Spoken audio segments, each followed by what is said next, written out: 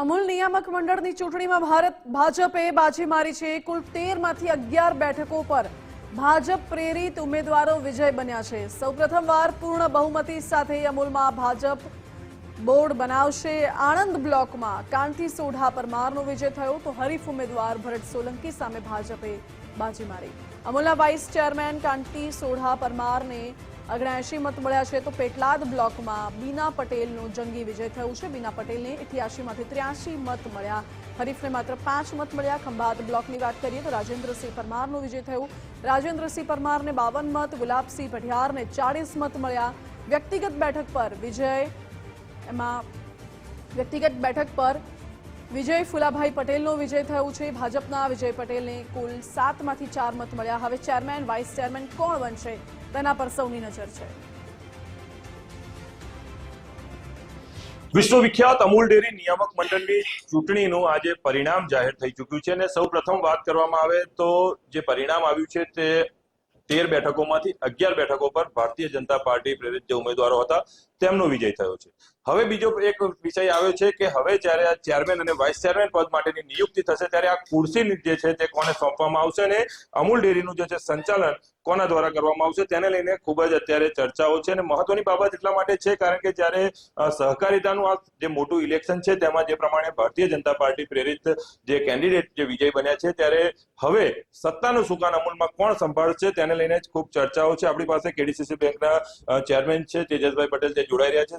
તેજસભાઈ, જે પ્રમાણેનું પરિણામ આવ્યું છે શું કહેશો, હવે આજે સત્તાનું સુકાન ખુરશી પર કોને બિરાજમાન કરાવી શકાય?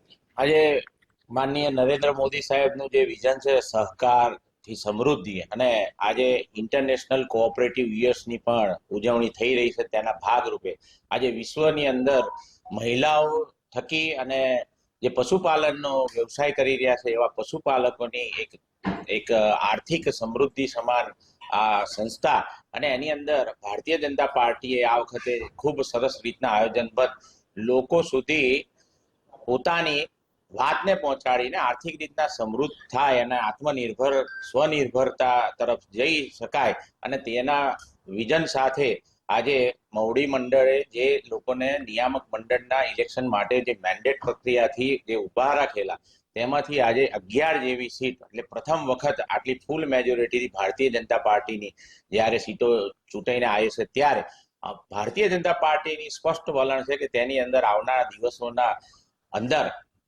અમૂલને કેવી રીતના આગળ લઈ જઈ શકાય અને લોકો આત્મનિર્ભર બને અને લોકોની આર્થિક પરિસ્થિતિમાં ખૂબ મોટો સુધારો થાય તે માટે તેઓ જ નક્કી કરશે અને તેમના માધ્યમથી જ આવનારા દિવસોની અંદર ખૂબ સરસ રીતના કામગીરી કરે તેવા નિયામક મંડળમાંથી 2 જણને નિયુક્ત કરશે ને એ ચેરમેન ને વાઇસ ચેરમેન આવનારા 2.5 વર્ષ સુધી તેની સત્તાની સુકાન સંભાળશે ને ખૂબ સરસ રીતના જે વચનો આપેલા છે લોકો આર્થિક રીતના સમૃદ્ધ થાય અને મહિલાઓને આગળ લાવી અને લોકો ખૂબ સારી રીતના આદર્શ એક દૂધ ઉત્પાદકનો વિષય લઈ અને વિશ્વની અંદર અંકિત થાય એવું અમૂલનું માળખું ગોઠવશે।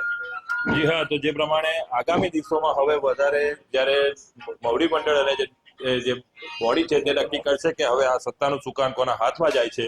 હાલ તો આ 2 ખુરશીઓ પ્રતીક્ષા કરતી નજરે પડી રહી છે કે તેના પર કયા ચહેરાઓ આવીને બિરાજમાન થાય છે। યશદીપ ગઢવી, ગુજરાત ફર્સ્ટ, આણંદ।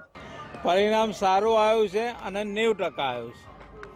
90%નું કારણ એટલે કે અમારો ગત વર્ષનો જે વહીવટ હતો મારા કાર્ડમાં એ વહીવટમાં કોઈ પણ ખામી નથી।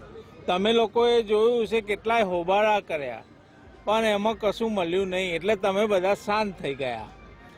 આજે પરિણામનું કારણ એક જ છે કે અમારું પ્રદેશ પાટીલ સાહેબથી લઈ અમિતભાઈ, નરેન્દ્રભાઈથી લઈ અને અમારા 2 જિલ્લાનું સંગઠનના પ્રમુખો સાથે અને બધા ધારાસભ્યો એકજૂથ થઈને નેક થઈને આ પરિણામ લાવવાનું પરિણામ છે।